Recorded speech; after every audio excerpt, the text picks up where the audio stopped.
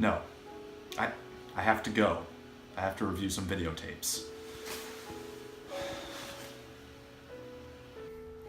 Oh, hi, Patrick. Tommy, do you like Huey Lewis on the news? That's me.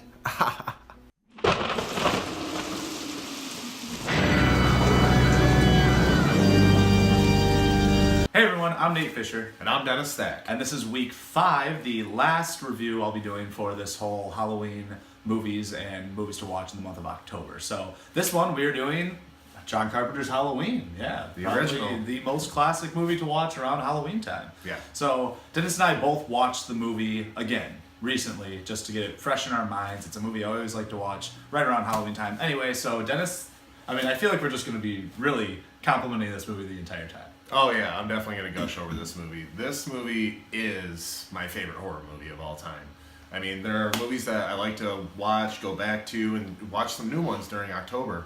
But this one, every single year around Halloween time, I love to watch this one. I think it's one of the most just well-made horror movies, top to bottom, everything from acting, writing, editing, the music.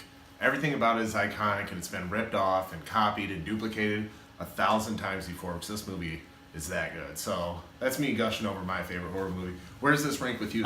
It is not my favorite horror movie of all time, but it is up there as one of my favorites, and probably my favorite slasher genre, I guess.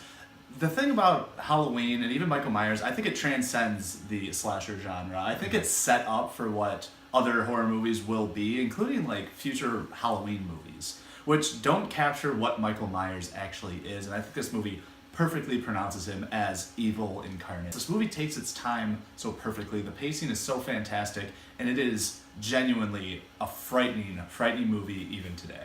Yeah, and there are so many things that I feel like this is one of those movies that you should watch first before you even start to dive into the horror genre in general. Mm-hmm. Just because this movie's been duplicated, and I feel like the effects of this movie would be diluted on you if it's one of the movies you watched after watching a series of horror movies, you know.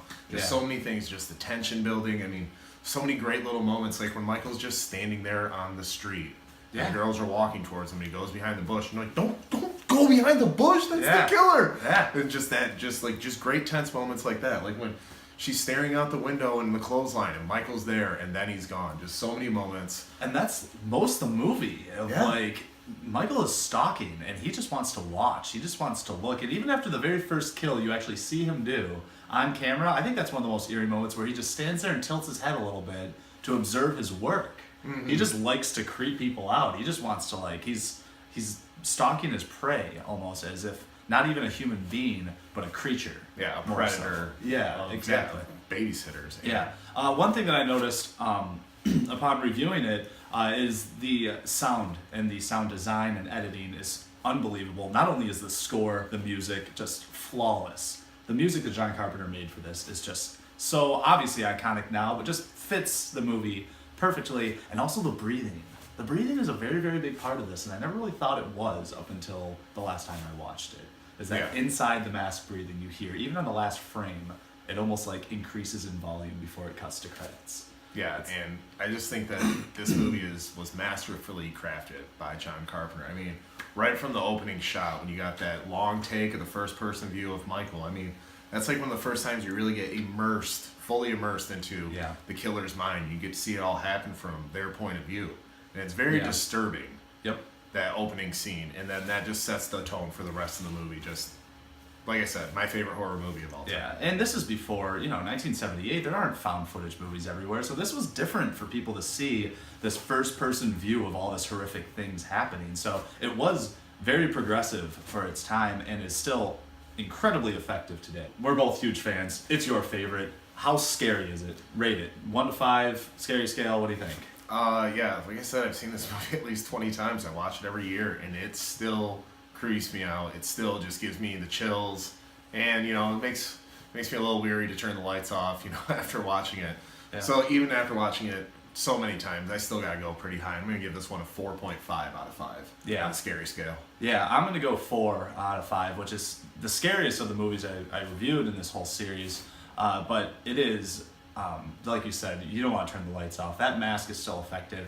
and John Carpenter's direction and the way he works his lighting as well. There's one scene where she's standing against the wall and she's breathing really hard and hoping that she avoided him, and he just sort of appears. Like his mask just, and I watched the behind the scenes where they just sort of turned up the light a little bit on his mask so he seems to appear, and it is so scary and sticks with you. So yeah, 4 out of 5 definitely. So that's our review for Halloween. Thank you so much for sticking with us and watching these reviews and the series of Halloween reviews. This has been a blast to do. Leave all your comments below on what you think of Halloween or any of the previous movies we reviewed. And also don't forget to like, share, subscribe. We appreciate all the support.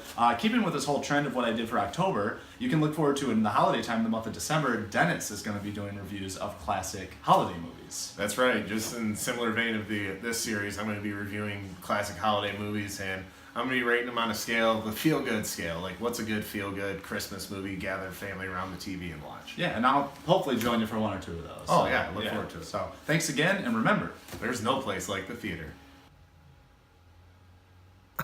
Oh, look out, Pennywise. hey, Tommy! Why, Patrick? Why?